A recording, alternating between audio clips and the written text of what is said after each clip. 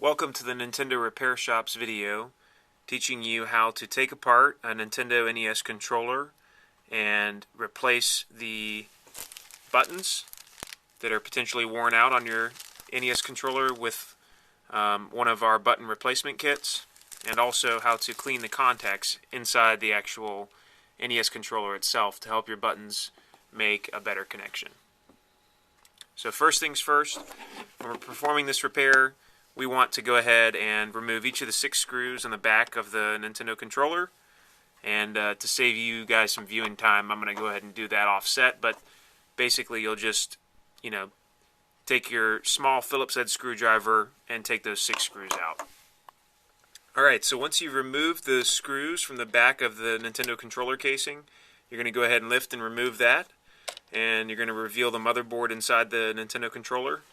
The cord is wrapped around some pins that hold it down. You can go ahead and remove that and then slide the entire motherboard off of the front side of the controller housing. And when you do that,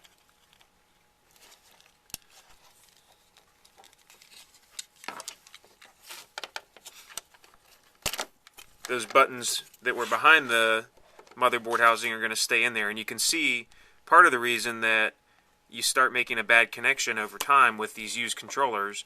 You can see all the dirt and corrosion that has built up on these contacts, and that, again, that prevents those contacts from making the appropriate connection. You can see the same kind of thing is building up slightly on this motherboard in between these electrical connectors there. So what we're going to do to start off with is take a look at these buttons and see if any of these buttons are worn out. And by worn out, I mean when you press down on them, if they have a tear or a rip in them at all, you're going to want to replace them with one of our replacement buttons from our controller repair kit. But if they haven't ripped or torn at all, you can still reuse them, and then you would just want to clean them to make sure they make the appropriate connection. Now there you can see this one right here was getting ready to break, so we're going to have to replace this guy. Makes sense that this one would be the one to wear out. That's actually the directional pad on the right hand side here, so that's probably something that gets used a little more. These other 2 guys, I think we can reuse these, so we'll just go ahead and clean these. And to clean them, we're going to be using some of our game cleaning paste, which you can also buy from our store online, www.nintendorepairshop.com, and one of our non-static cleaning cloths.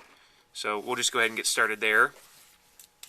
Basically, we're going to apply a small amount of the cleaning paste to the non-static cloth,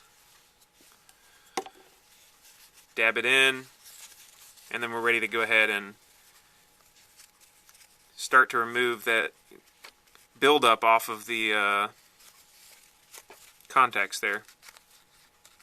It doesn't take much. You can see there's really a lot of just gunk that builds up on these over time. But really all you're trying to do is just kind of free it up off of the surface. You're not really cleaning the entire button itself. We'll do the same thing here on the start select buttons. That one's not as bad.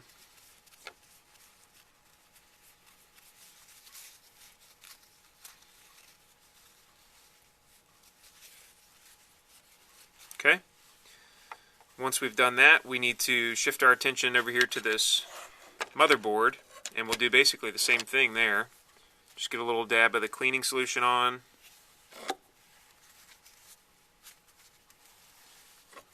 Then we'll go to town on these buttons. Again, you can see the kind of buildup you get just from starting to clean it. And this, surprisingly, I know this sounds really simple, but this surprisingly fixes the vast majority of used controllers. And I should mention that this is exactly what we do on any of our used controllers that we get into our store, because we actually sell and retail used controllers ourselves. But anything that comes into our store that has any kind of response issue, we will actually perform this service on the controller before we then sell it out again into the general public. So this is something that you can do pretty easily and cheaply on your own, And if you don't feel like doing it, you can always come to us and buy one of our controllers, knowing that if it is experiencing any issues, it's going to get this service as well. Alright, so now that we've finished cleaning up the buttons and we've finished cleaning up the motherboard, we can go ahead and start to put everything back together again. Now, as I mentioned before, our old directional pad button is all beat up and busted, so we're going to get rid of that guy, and we're going to reach into our Nintendo NES controller repair bag that, again, you can get from our store, and we're going to use the replacement directional pad button. We'll go ahead and put that one on first, and I'm just going to go through this so you guys can see exactly how you put them back together. It's not very complicated, but just in case anybody wants to see it, you just slide them over the plastic pins that are sticking out that help hold them in when you put the controller back together, and just, lightly press down around the edges to make sure it's seated properly.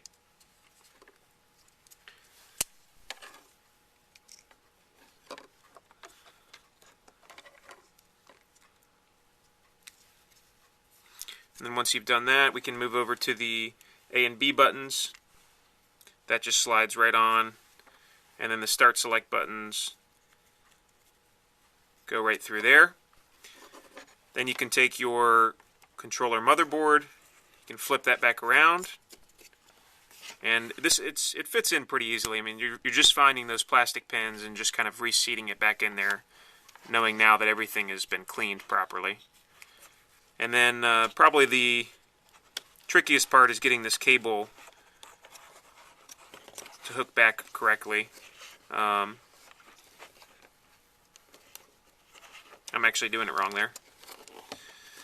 It's really, there's one way to do it right, but honestly there's a couple of different variations for how you can put it back together. This is how it was originally, and you can see it just holds down the cord so that you can put the backing of the controller case back on. And then from that point, you just would need to go ahead and re-screw in those 6 screws in the back and test out your controller. But at this point, you now have a NES controller that's put back together and working properly. And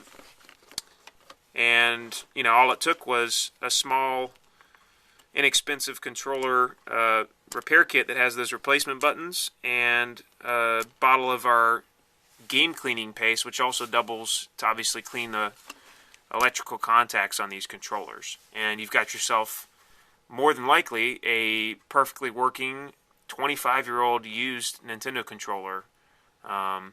So hopefully you guys found this video helpful.